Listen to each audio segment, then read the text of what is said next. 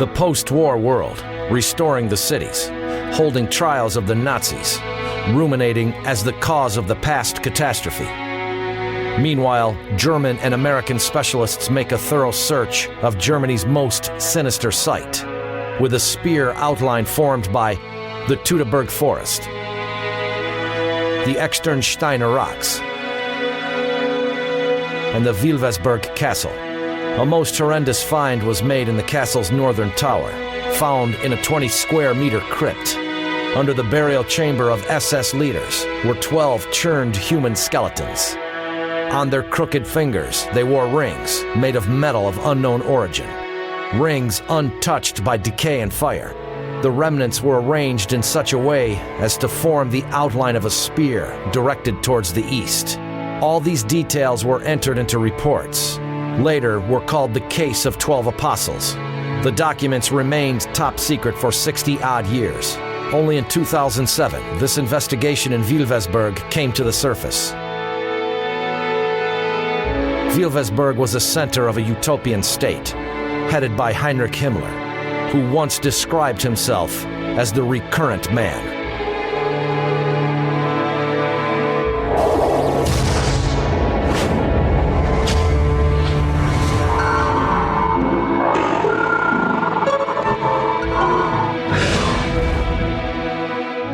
While the black SS divisions moved eastward, burning down villages, crushing kids and women with their tanks, Himmler dreamingly walked around the rooms here in half-darkness, his figure so full of grandeur in the dim light of the torches.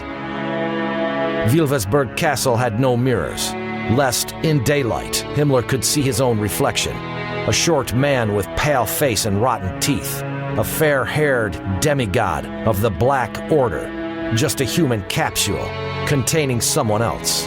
For supreme creatures can take any form at all. Such was Himmler's explanation of his poor appearance. He kept shy of bright light, of crowded assemblies, and meetings at the General Staff HQ. He was never seen on rostrums. At balls and receptions, like an evil spirit, he loomed behind Hitler. Colonel General Guderian described him as some transcendental creature close to the Führer. And it was rumored that Himmler wasn't a human. So who was he?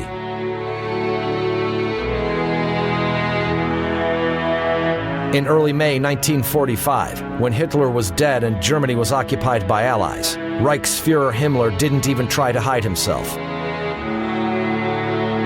European countries have no future without me. They'll have to accept me as Minister of European Police for their own good. Otherwise, communist chaos will obtain on the earth. Words of someone who was above any illusions.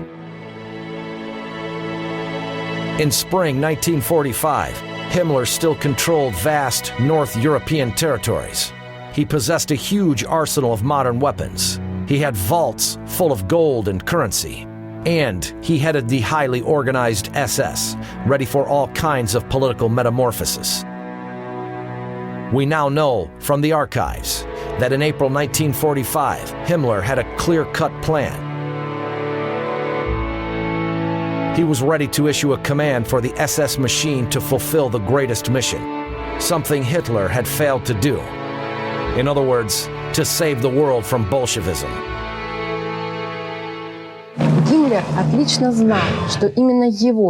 Himmler knew that he was meant to become a scapegoat, that he was to answer for the failure of the great German idea.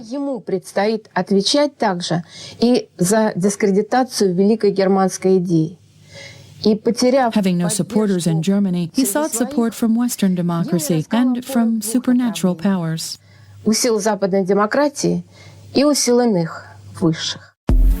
In early May 1945, donning a threadbare suit in the company of his secretary and doctor, Himmler mingled with a crowd of refugees, trying to get to the tomb of Henry I, or Henry the Fowler. He did that, risking his life, losing precious time. For before seeing Field Marshal Montgomery, Himmler needed to receive a sign. Andrei Vasilchenko, historian. In late 19th, early 20th centuries, Germany embraced occultism, which was a reaction to rigid rationalization of late 18th, early 19th centuries. It was a swing of pendulum. Himmler was among those who was interested in occultism and esoteric scientists. From his childhood, he believed he could contact the other world.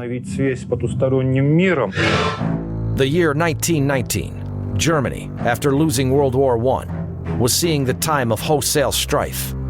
Bavaria was in the hands of communists. Anti-communist resistance was led by Baron von Sebatendorf, leader of the secret Thule Society. According to legend, Thule was capital of Hyperborea, inhabited by Luciferites, messengers of the pole star. Aryans, Luciferites, descendants, were said to possess the genetic memory of their forefathers, mystical power passed from one generation to another.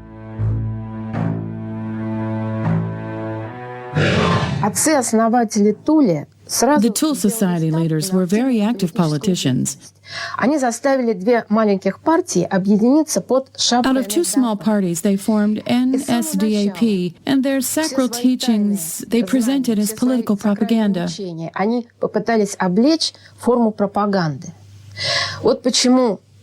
made them a militant organization, albeit a sacral one, acting under the veil of secrecy. The German society, bereaved of spiritual ideals, was waiting for a messiah, someone who would become their German son. And the black sun had risen. The Thule Society named the one who embodied the sun, Adolf Hitler. National exaltation with which Hitler's ideology was received can't be explained rationally.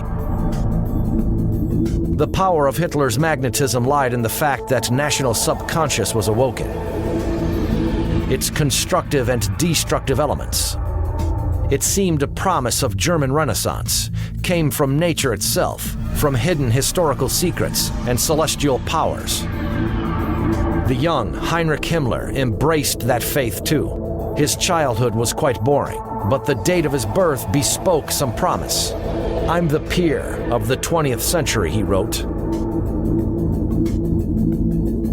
He was born on October 7th, 1900, to a family of a teacher and greengrocer's daughter. His childhood passed in a small Bavarian town, Landshut. Heinrich's father was a devoted Catholic, a very masterful person who demanded from his children to stick to the book of religious norms. He also would oftentimes beat up his sons.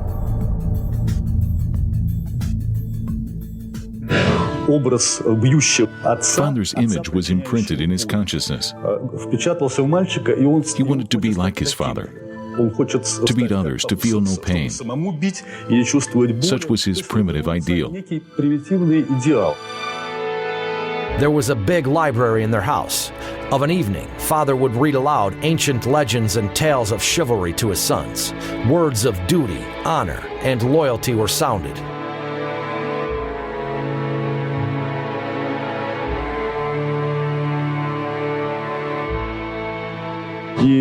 It was pain and humiliation for Heinrich, but at the same time, rich imagination and lofty ideals. His aspiration now was not just to excel in some profession. No, he was after such more. The word was to transcend.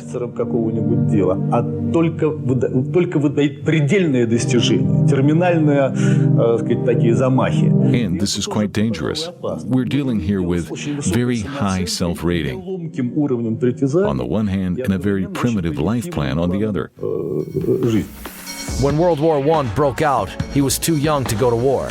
Though it was his dream, he entered sub-officer school. But soon the war was over.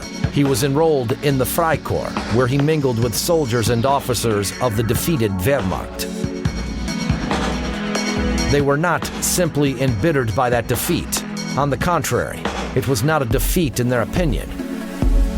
They talked about conspiracy of anti-German forces inside Germany, Jews, Social Democrats, and Communists.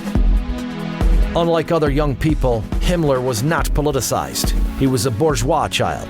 He loved organized life. He had to think about his future. He finished agronomy faculty at the Institute of Technology. He now grew medicinal herbs and prided himself in being an agronomist experimentalist. He even joined the movement, Arteman League Haas, a back-to-the-land movement. The green motif later became popular at NSDAP. Himmler, the Reichsfuhrer's remarks in documents were made with green pencil, though Hitler and others used red pencil.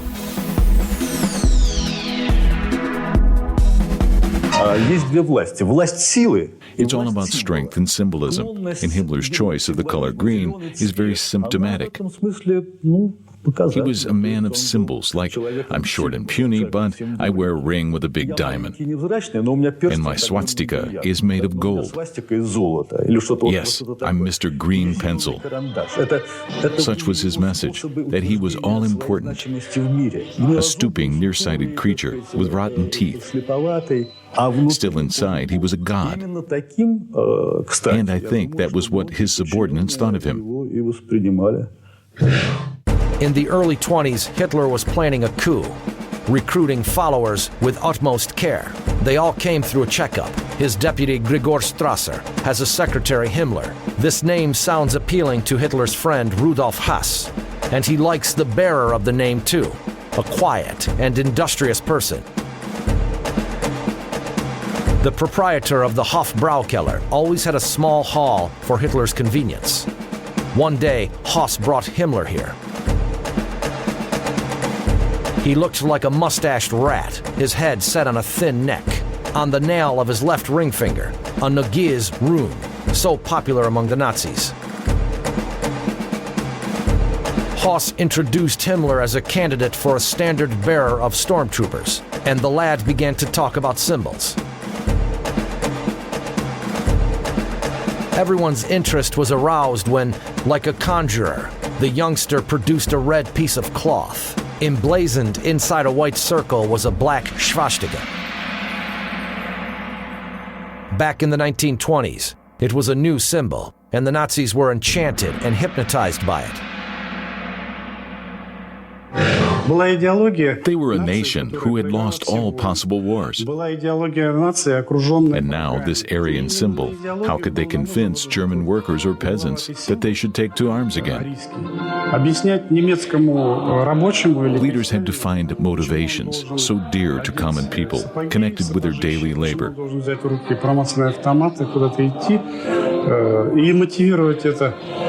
The leaders couldn't formulate such motivations. They could only turn people into zombies. That's a usual trick of hypnotizers.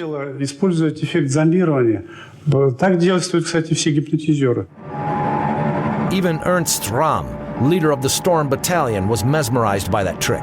The flag of Adolf Hitler cried out Himmler in a thin voice and spread the banner like a tablecloth before Hitler. Röhm turned, crimson from anger. But Haas said that the Führer needed to have a Leibwaffe with their own banner, containing all the main symbols. As for stormtroopers, with their own mission, well, Himmler has prepared a logo for AS too.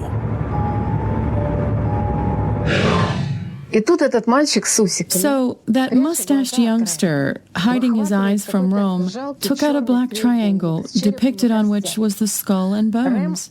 Angered by this outrageous escapade, as Haas reminisces, Röhm grabbed Himmler, took him out to the corridor, and gave him a good dusting. But Himmler was used to being beaten. He calmly waited till the end of the meeting and was rewarded by Hitler's hearty slap on the shoulder. And Haas said for Röhm to hear, "I swear, Adolf, you will have the Praetorian Guard." Another checkup was in 1923, during the beer hall putsch. Himmler marched with a banner in front of the column, invulnerable to bullets. The third checkup was patience. Hitler in prison, his party outlawed. Himmler received his first post only 5 years thereafter. Reichsfuhrer was not such a big post. He was one of the 200 men all around Germany who guarded the Fuhrer and were answerable before AS. Himmler was just a Reichsfuhrer. But only formally. The game was ruled by people who were the closest to Hitler. So Himmler did the following. He reinforced discipline in his small army, got rid of drunkards and criminals, and introduced drills instead of beer parties. He also made SS uniforms, distinct from SA ones. Previously, SS men wore brown shirts like an SA, only their ties and caps were black. But now Himmler introduced a black ensemble, a jacket, breeches, and a cap with a death's head insignia. A curious documented detail.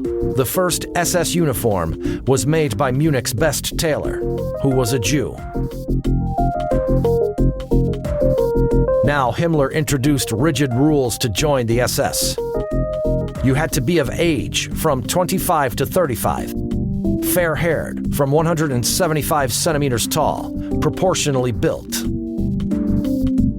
You also had to prove your ancestral Aryan purity, starting from the year 1650. SS men had extraordinary privileges. They were exempt from military service. They could not be tried by civil courts. They were entitled to have duels and to commit suicide.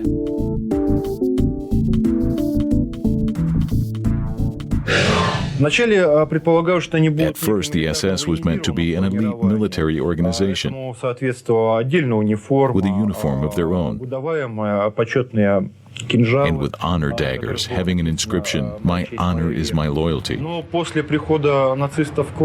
the Nazi came to power, from a military organization, the SS gradually turned into an elite religious order, made in the fashion of knights' orders. The SS emblem was now two Sigruins, a symbol of power, energy, and victory. Sonnenrad, or the Sunwheel Swastika, a symbol of fire of the Aryan Magi. The runic letter Tyr, a symbol of warriors' valor, adorned the tombs of SS men instead of a Christian cross. Hakenkreuz rune, or right-facing swastika, symbolizes resurrection and eternal existence. The SS order had several circles of initiates. The master's closest circle consisted of 12 persons, 12 apostles, as Himmler called them. You will not find among them familiar names, Ober or Gruppenführers. That was a list of a special kind. A number 5 in the list was a certain Weistor. It was an alias which meant prophet. The man's real name was Karl Maria Williget.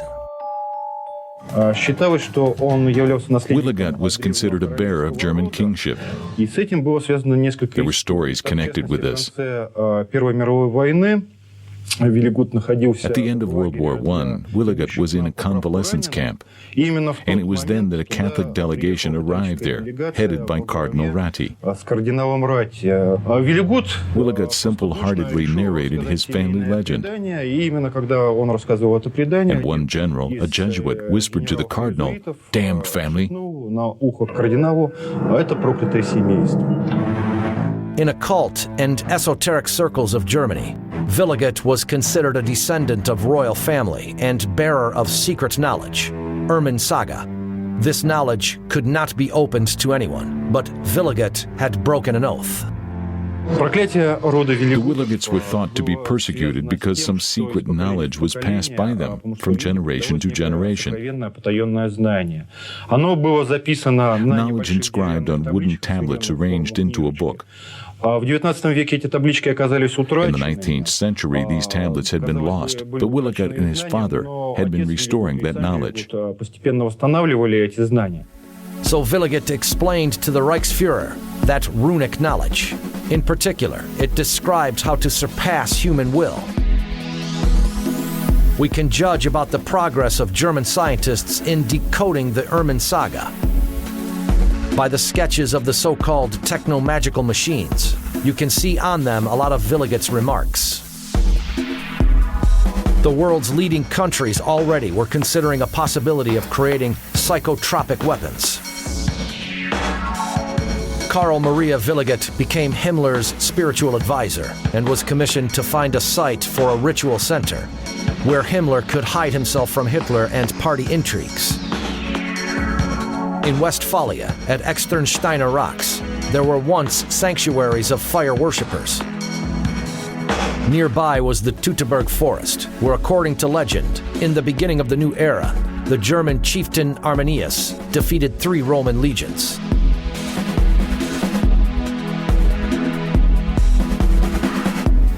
The rocks and the wood and the residence of the ancient noble family Buren, the Wilvesburg Castle, formed the outline of a spear, pointing to the east. Prompted by nature herself, Himmler ordered Villigut to redesign the castle for the purposes of the order. The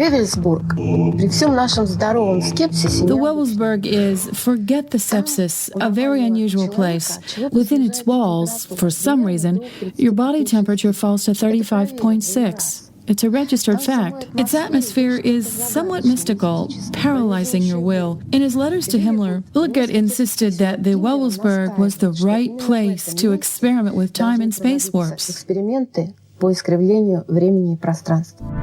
In the castle's northern towers, the researchers discovered a sanctuary, a crypt dedicated to the deceased SS leaders. Over the crypt, there was a chamber of the SS leaders where Himmler had intended to install an Arthurian round table, seating 12, the most honorable knights of the SS. In the center, there was a podium. The documents explained its purpose. To sit on it was the Holy Grail. The mystic writer Otto Rahn did the quest for the Grail, and through historical research associated its location with the Cathars sect, the followers of the Luciferites. They also did the quest for the Spear of Destiny. It was said to be once owned by Henry the Fowler, and Himmler was his reincarnation. Once, this spear stopped invaders from the east, so now another Henry was to fulfill the same mission. Hitler was tolerant to Himmler's mystic activities because the SS were battle-worthy, loyal, and well-organized, unlike Rahm's independent SA. The SS played the key role in purging SA's leadership. During the Night of Long Knives of July 30th, 1934, several hundreds of SA leaders were killed. Many of them had ridiculed Himmler. Among the victims was his personal foe, Ernst Röhm. Starting from 1934, Himmler already controlled all concentration camps, and in 1936 he laid his hands on Gestapo, the state secret police. By that time, the SS was numbered, several hundreds of thousands of people. Inconspicuously, Himmler had turned his order into a state within a state, with his own symbols, morale, science, and religion. There were several opinions as to what kind of religion Himmler tried to revive. Some say it was paganism, yet others that it was esotericism. But in my mind, he tried to revive some proto-religion, a religion which existed before paganism. So to say, some pre-testamental Christianity. Neither Himmler nor his apostles talked about paganism or esotericism. They all talked about proto-religion. In 1936, under Luftwaffe's auspices, the so-called rocket program was launched. The young engineer, Werner von Braun, was to pick up sites for testing ranges, which he did. But suddenly, Himmler's SS stepped in and named a site for test, Rügen Island, where once there stood Arkona, temple of the god Schwantovit.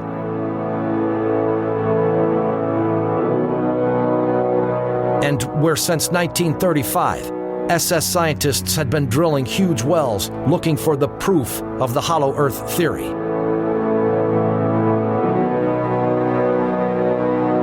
After protestations of engineers, Himmler named Usedom Island. In its northern part, there was a fishing village called Peenemünde. All that region of the Baltic was considered sacred by Himmler's specialists, because once it was the center of Aryan Christianity. But besides the mystical aspect, Himmler never forgot about concrete tasks of the Reich. He always had interesting approaches, and that was what Hitler liked him for. The demographic problem in Germany was very acute in the 1930s. At this junction, Himmler stepped in with his ideas. Earlier, he had offered for the SS members a special ceremony of copulation. The newly married SS men had to deflower their young wives on the graves of old German cemeteries. Thus, it was thought, reincarnation of old-time German heroes was guaranteed. But SS couples were not enough to boost up the birth rate. And so, the Black Corps daily published the list of graves, which they guaranteed were racially pure. Following this, other papers, too, advertised this new form of making love, with a list of reliable cemeteries and graves attached. These publications triggered off a mass campaign of young people making love at the cemeteries. Bourgeois Fräuleins now stopped being so shy. It was psychological manipulation, or PR in modern parlance, or simply brainwashing people. Say there's a young girl and lad loving each other, and, of course, they are both shy.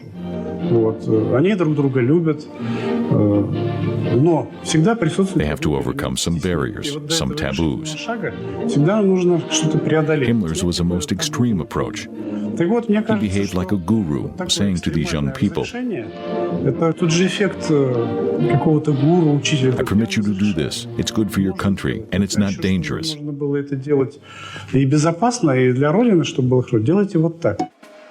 Himmler was breeding the master race like a farmer breeding select animals. As per the Reichsfuhrer's instruction, select women were to have Nordic appearance, be well learned in history and foreign languages, be good horseback riders, good swimmers, car riders. They had to handle weapons, be good cooks and housewives. Himmler got married in 1927 to Magda, his 7 years senior. She gave birth to a girl, Gudrun. The couple saw each other rarely. Later, Himmler also had a mistress, and she gave birth to 2 children. He was on good relations with both women, and he had prepared something very special for his Black Order. Its members should be not only an elite military organization, not only a religious order, they should belong to a select human species. This selection project of breeding an SS human species was represented by organization Lebensborn, or Spring of Life. Lebensborn was meant to help Germany in dealing with demographical decline. Организация планировалась как некий союз, который должен был помочь. But by the years 1938 to 1939, Lebensborn began to develop other features. According to Himmler, Lebensborn children were a new human breed, SS breed.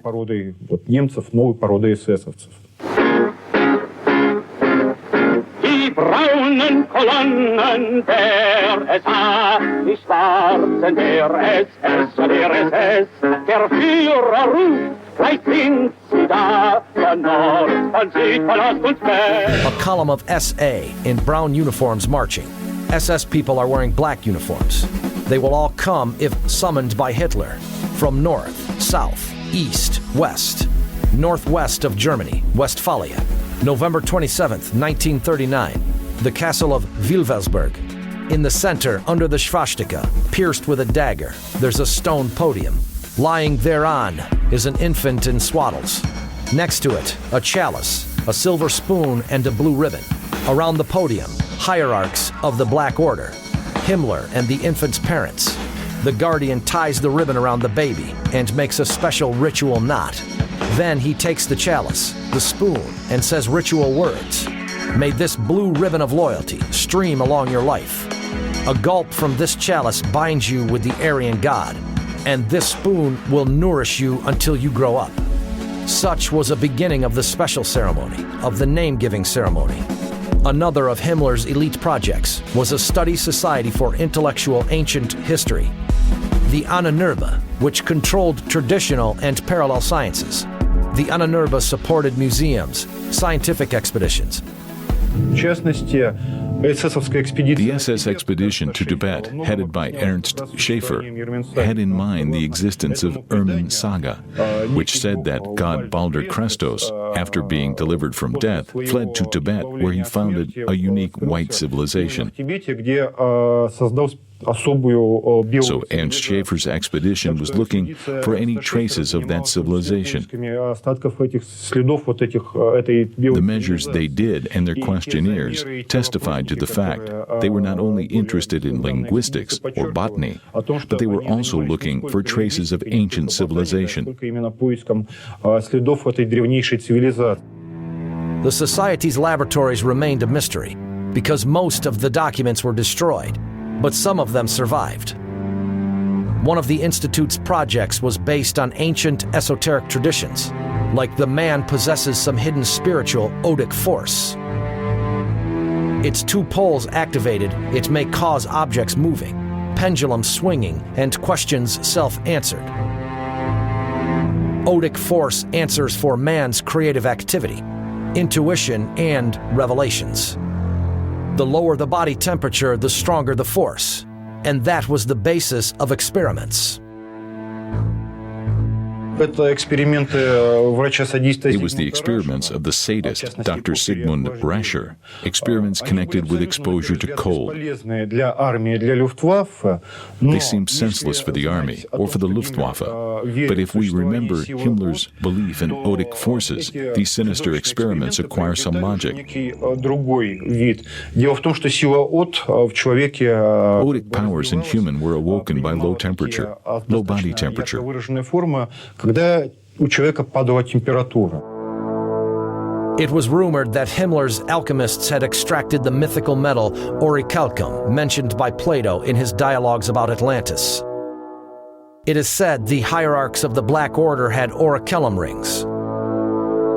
Historians still marvel at the quickness with which the Order wove their web all around the country, infiltrating the government and all spheres of life. From 1941, Hitler entrusted Himmler with another task: to uphold order in Eastern territories. For this purpose, special units, Einsatzgruppen, were formed, with a license of quick result operations, mass shooting of people. It was a hard and dirty job. To do this and to remain an honorable person, it made us stronger. It was a glorious page in our history, wrote Himmler. Another document introduced on tortures carried out indoors. Paragraph 8. Prisoner should be lying on his stomach, to be hit with 25-kilogram weights in order to cause profound bleeding from his mouth, nose, and ears. And on the margins, characteristic rankings made by Himmler's green pencil. To exclude physical contact, a wide wooden board should be put on the prisoner's back. I doubt very much that Himmler was so concerned about the prisoners, but he really took care of his staff. It's a fashionable theme today, professional burning. Back then it was very acute, especially in Gestapo and SS, though the term proper didn't exist at the time. Himmler was a good organizer. He did everything for his staff to work comfortably, selflessly, and loyally, and with no professional burning. In winter 1941, after defeat near Moscow, Hitler demanded to accelerate the purge of inferior nations. May terror and hate sweep over the world, wrote Hitler. He also wrote that the Reich should get rid of all necessary mouths. And Himmler turned his attention to Höss's old fantasies about relocation of all Jews to Madagascar. He even wrote a plan, a utopia, though because, step by step, Allies were recapturing ocean communications. Another plan was to relocate all Jews to Poland.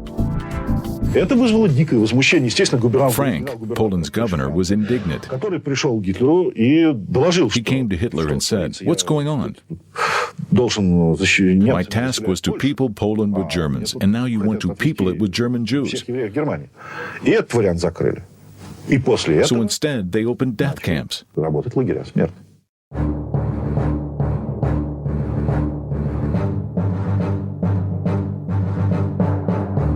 In summer 1944, Heinrich Himmler became a #1 figure of the Third Reich. As commander of the Waffen-SS, he possessed a huge army. 38 divisions equipped with the best armaments.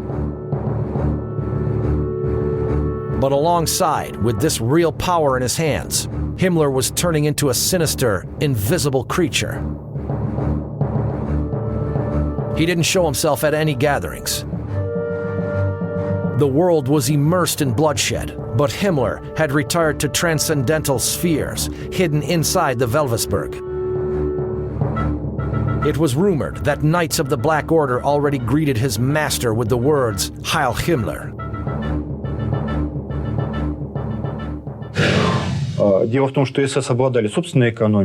The SS had their own economy, ideology, and religion. I think that in the perspective, they would have had their own territory, Westphalia. After Hitler committed suicide and Germany's fall was a matter of days. Himmler did not even intend to hide himself. He was preparing himself for a great mission, to take Hitler's place, to continue the fight. Real job will begin when cannons stop sounding. Did he mean the SS as the main force, to confront the USSR? Absolutely. And he said that straight, from Himmler's letter to Field Marshal Montgomery. By declining my services, you'll have Europe divided into two camps, the civilized world and the Bolsheviks. Before taking up their new mission, the SS needed absolution by fire. Archives and evidence were burned, and dangerous witnesses too. Heaps of dead people were lying, waiting near crematoriums. Einsatzgruppen commanders grumbled that dead bodies were burning too slowly, and the ash which they scattered on the roadsides was too slowly absorbed. Its black ribbons prominent against green fields.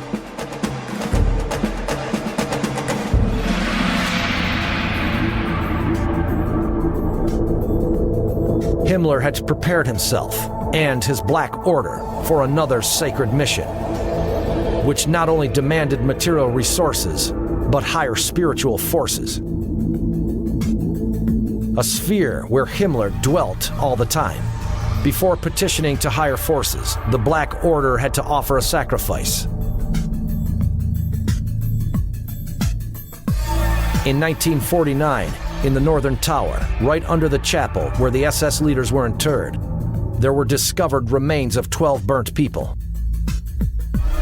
Who were those people? Maybe those 12 apostles of proto-religion who had embraced Ermin Saga knowledge. It is deemed unaccepted to write about that offering because it doesn't fit into the picture of cowardly villains who had killed millions of people but cherished their own lives. But Knights of this order believed in reincarnation, that they will return in a radiant human shape. We don't know if their faith was true. Maybe they took their lives fearing retribution.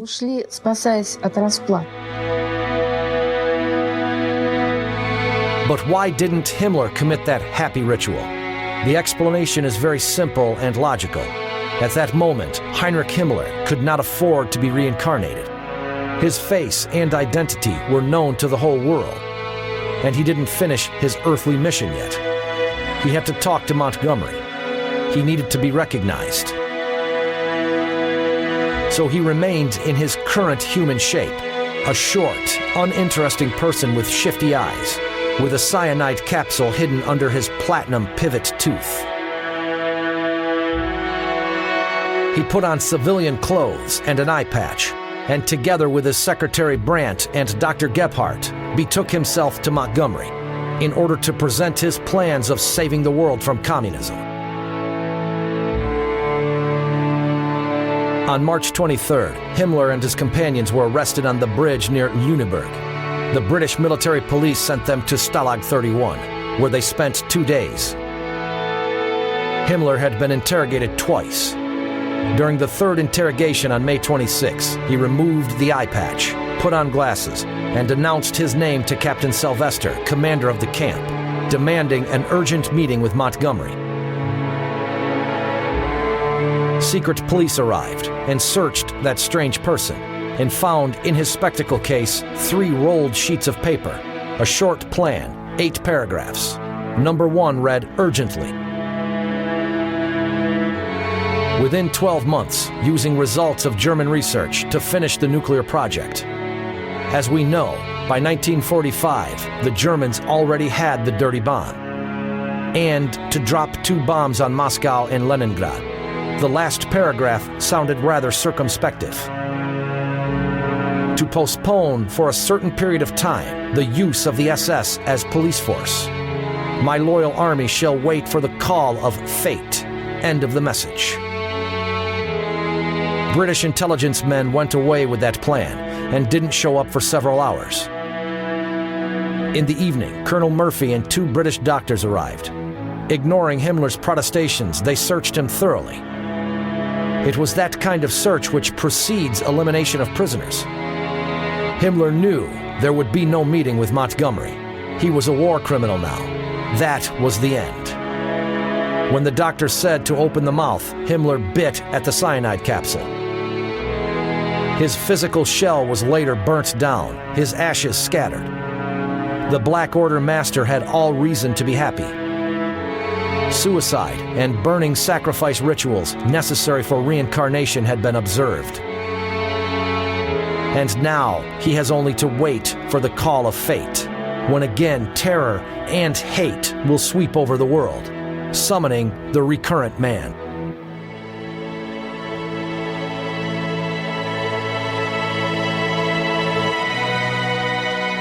What can stop Heinrich Himmler from returning? Only our memory and conscience can do that. The Wewelsburg Castle and thereabouts are notorious for a lot of anomalous phenomena. Strange enough, but the land around the castle was bought out by the biggest foreign countries.